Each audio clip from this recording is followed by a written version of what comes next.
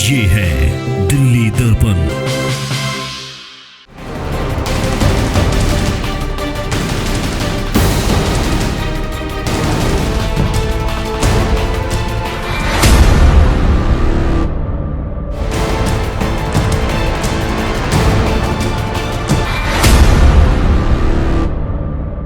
राजधानी दिल्ली के रोहिणी कोर्ट में सुरक्षा के तमाम दावों के बावजूद एक बार फिर से सुरक्षा की पोल खुल गई है। कोर्ट की सुरक्षा व्यवस्था को धत्ता बताकर कोई टिफिन बम रखकर चला गया और उससे हुए धमाके ने दहशत फैला दी।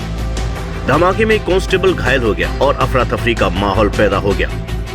इस वारदात के बाद रोहिणी कोर्ट की सुरक्षा पर सवाल खड़े हो गए हैं।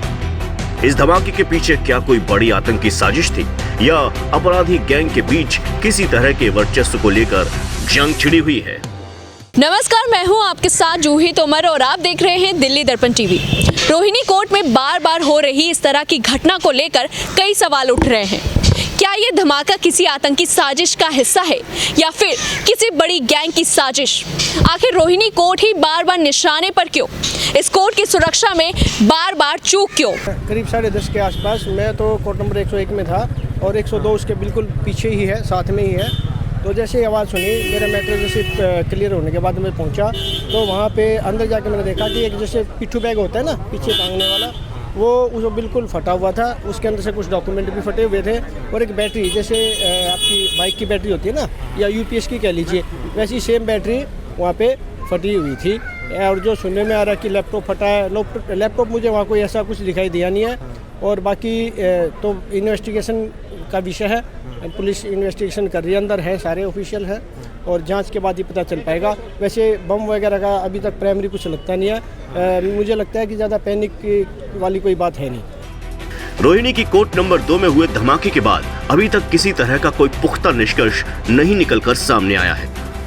क्या आगे कोई बड़ी आतंकी वारदात को अंजाम देने की रिहर्सल की जा रही है या फिर दिल्ली के अपराधी गैंगों के बीच वर्चस्व की होड़ का नतीजा है इस तरह के हमले?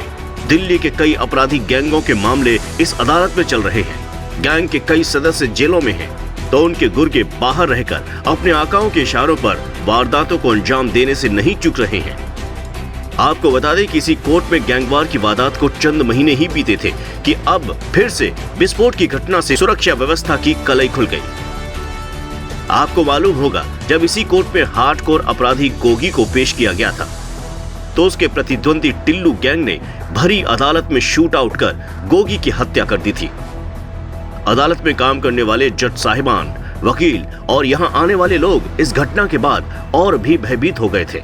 चेकिंग होती है, लेकिन एक्चुअली क्या होता है कि कई जैसे सुबह रश इतना होता है, पुलिस सिक्योरिटी ढंग से चेक नहीं कर पाती या उतनी थोड़ी लापरवाही रहती है। बहुत बड़ी लापरवाही है, मेरा तो यही कहने का मतलब है। वकीलों का कहना है कि सुरक्षा के नाम पर महज खाना पूर्ति की जा रही है। वकीलों के केवल आई कार्ड देखे जाते हैं। कोई भी अपराधी फर्जी आई कार्ड बनाकर बेखौफ अंदर प्रवेश कर सकता है। जिस तरह पिछली बार गोगी की हत्या के वक्त टिल्लू गैंग के सदस्य वकीलों वाला काला कोट पहनकर आराम से अदालत तक पहुंच गए और इस संगीन वारदात को सफलतापूर्वक अंजाम दे डाला था। लेकिन एक विडंबना यह भी है कि एक तरफ वकील सुरक्षा का सवाल उठा रहे हैं, दूसरी तरफ वे स्वयं सुरक्षा में सहयोग देते दिखाई नहीं पड़ते। पिछले दिनों इसी कोर्ट में एक वकील की कार को जब पुलिस ने जांच के लिए रोका तो वकील साहब गुस्सा हुए और दूसरे वकील भी एकजुट होकर पुलिस के खिलाफ उठ खड़े हुए थे। ऐसे में सबसे बड़ी चुनौती इस अदालत की सुरक्षा को लेकर है। लेटेस्ट खबरों के लिए सब्सक्राइब करें हमारा यूट्यूब चैनल या फिर लॉग ऑन करें www.delhidarpantv.com। खबरों की कवरेज और विज्ञापनों के लिए संपर्क करें इस नंबर पर।